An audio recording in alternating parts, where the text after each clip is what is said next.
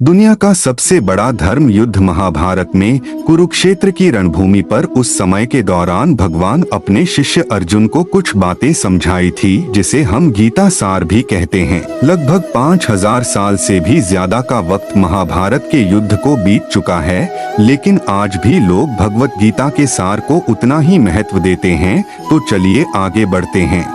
व्यर्थ की चिंता क्यों करते हो और व्यर्थ में ही डरते हो? तुम्हें कौन मार सकता है? आत्मा ना पैदा होती है ना ही मरती है। जो हुआ वह अच्छा हुआ, जो हो रहा है वह भी अच्छा ही है, जो होगा वह भी अच्छा ही होगा। जो बीत गया उसका तुम पछतावा ना करो और भविष्य की चिंता भी ना करो, अभी तो वर्तमान चल रहा है। इस युद्ध में तुम्हारा क्या गया? जो तुम रो रहे हो, तुम क्या लेकर आए थे?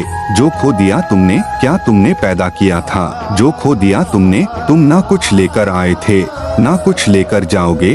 जो कुछ लिया था वह यहीं से लिया था, जो दिया यहीं पर दिया। जो कुछ भी तुम्हें मिला वह भगवान से मिला, जो तुमने दिया वह भी भगवान को ही दिया। तुम खाली हाथी यहाँ पर आए थे, खाली हाथी जाओगे। जो आज तुम्हारे पास है वह कल किसी और के पास होगा, परसों किसी और के पास ही होगा। तुम इसे सत्य समझकर खुश रहो, बस यही बात तुम्हें अंदर से खुश कर सकती है।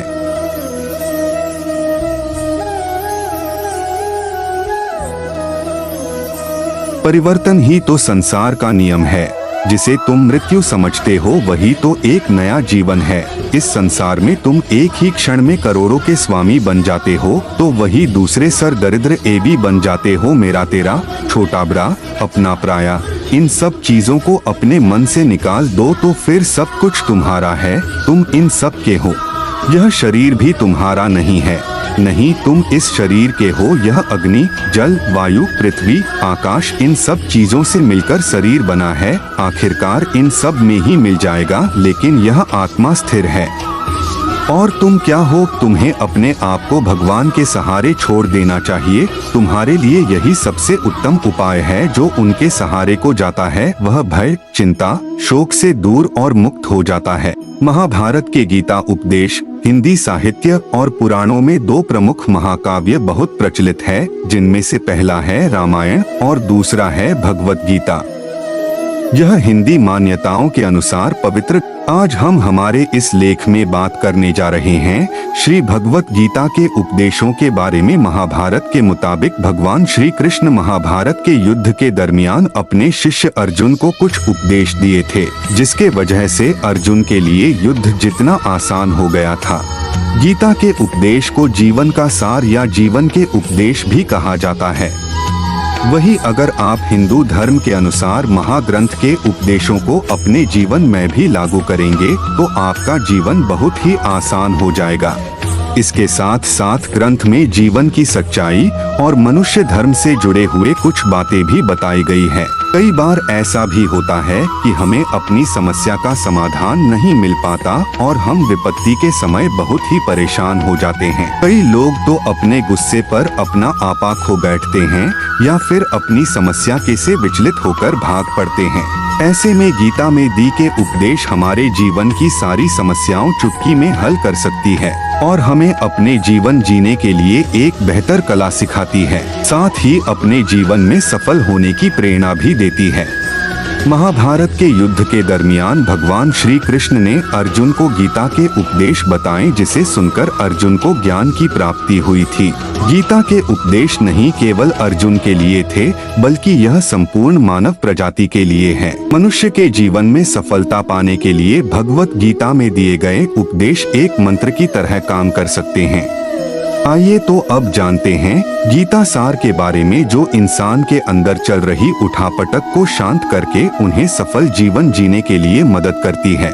मानव शरीर अस्थायी और आत्मा स्थायी है। भगवत गीता के एक श्लोक में भगवान श्री कृष्ण ने मानव शरीर की तुलना एक कपड़े के टुकड़े से की है।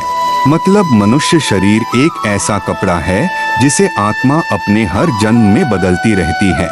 इसका मतलब मनुष्य का शरीर आत्मा के लिए एक अस्थायी वस्त्र की तरह है, जिसे उसे अपने हर जन्म में बदलना पड़ता है। गीता का यह उपदेश हमें यह सिखाता है कि हमें मनुष्य के आत्मा से प्यार करना चाहिए, उनकी पहचान उनके आत्मा से करनी चाहिए। हमें मनुष्य के शरीर से आकर्षित नहीं होना चाहिए।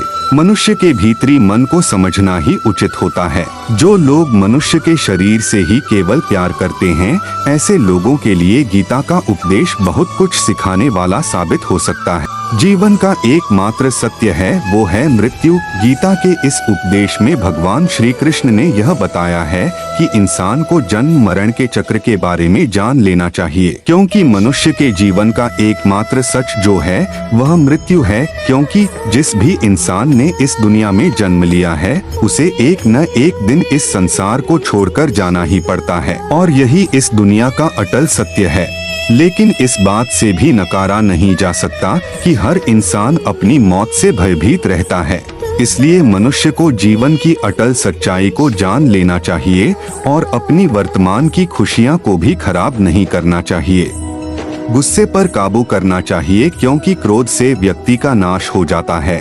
भगवान श्री कृष्ण ने इस उपदेश में यह बताया है कि क्रोध से मनुष्य को भ्रम पैदा होता है और भ्रम में वह अपनी बुद्धि का विनाश कर बैठता है। क्रोध में जब मनुष्य की बुद्धि काम नहीं करती है, तब मनुष्य का तर्क वितर्क करने की क्षमता नष्ट हो जाती है और व्यक्ति का वही नाश हो जाता है। इसी तरह हर एक व्यक्ति को अपने गुस्से पर काबू करना सीखना चाहिए। मनुष्य गुस्से में कई बार ऐसा काम कर देता है जिससे उसको बाद में जाकर हानि का सामना करना पड़ता है। वही अगर मनुष्य अपने क्रोध पर काबू नहीं कर पाए, तब वह कोई गलत कदम उठा बैठता है। जब भी मनुष्य के मन में क्रोध की भावना उत्पन्न होती है, तब मनुष्य का मस्तिष्क काम करना बंद कर देता है और वह सही गलत का वह उचित फैसला नहीं ले पाता। इसलिए हमेशा मनुष्य को अपने क्रोध को काबू में रखना चाहिए और अपने मन को शांत रखना चाहिए, क्योंकि गुस्से में लिया गया फैसला आपको गहरी क्षति पहुंचा सकता है। व्यक्ति अपने कर्मों को नहीं छोड़ सकता है। भगवान श्री कृष्ण ने गीता के सार में यह बताया है कि कोई भी व्यक्ति अपने कर्मों को नहीं छोड़ सकता, जिसका मतलब व्यक्ति साधारण समझ के साथ अपने कर्मों में लगे रहते हैं। उन्हें अपने कर्म से हटना या छोड़ना नहीं चाहिए, क्योंकि वह ज्ञानवादी नहीं बन सकते हैं। वही अगर मनुष्य अपने कर्मों से पीछा छुड़ा ले या अपने कर्म करना बंद कर दे, तब वह अपने रास्ते से भटक जाता है। संसार का नियम है जिसके मुताबिक मनुष्य को अपने कर्मों को करते रहना होगा। जो व्यक्ति अपने कर्मों से बचना चाहता है या वह अपने कर्म को करना बंद कर देता है, ऐसी परिस्थिति में वह मनुष्य मन ही मन में डूबता जाता है। अर्थात जिस व्यक्ति का जो स्वभाव होता है, वह उसी के मुताबिक अपने कर्मों को करता है। मनुष्य को देखने का नजरिया। गीता के सार में मनुष्य के देखने के नजरिए के बारे में भी कुछ बातें बताई गई है। इसमें लिखा गया है, जो व्यक्ति ज्ञान को और कर्मों को एक रूप से देखता है, उस व्यक्ति का नजरिया सही है। अज्ञानी पुरुष के पास ज्ञान नहीं होता, इसी वजह से वह हर किसी भी चीज को गलत नजर से ही देखते हैं। इंसान को अपने मन को काबू में रखना चाहिए। गीता के सार में ऐसे मनुष्य के बारे में भी बताया गया है जो मनुष्य अपने को मन को काबू में नहीं रख पाते। ऐसे लोग का मन इधर से उधर भटकता रहता है। ऐसे मनुष्य का मन उनके लिए शत्रु के समान काम करता है, क्योंकि मन व्यक्ति के मस्तिष्क पर बहुत गहरा प्रभाव डालता है। जब मनुष्य का मन स्थिर रहता है तो वह व्यक्ति भी सही तरीके से अपना काम करता है। खुद का आकलन करें। गीता के सार में यह भी बताया गया है कि मनुष्य को सबसे पहले अपनी खुद का आकलन मतलब खुद के बारे में जान लेना चाहिए। खुद की काबिलियत और क्षमता को जानना ही मनुष्य को आत्मज्ञान की प्राप्ति करा सकता है।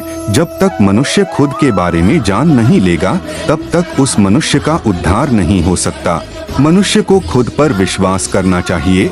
श्री भगवत गीता में श्री कृष्ण ने यह भी बताया है कि हर एक मनुष्य को अपने आप पर पूरा पूरा भरोसा करना चाहिए, क्योंकि जो लोग खुद पर विश्वास करते हैं वह अवश्य ही सफलता प्राप्त करते हैं। ऐसा भी बताया जाता है कि जो व्यक्ति जैसा विश्वास करता है, आखिरकार वैसा ही बन जाता है।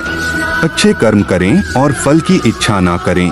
जो मनुष्य अपना कर्म नहीं करते हैं और पहले से ही अपने कर्म का परिणाम के बारे में सोचने लगते हैं, ऐसे लोगों के लिए गीता का यह सार बड़ी सीख देने वाला साबित हो सकता है।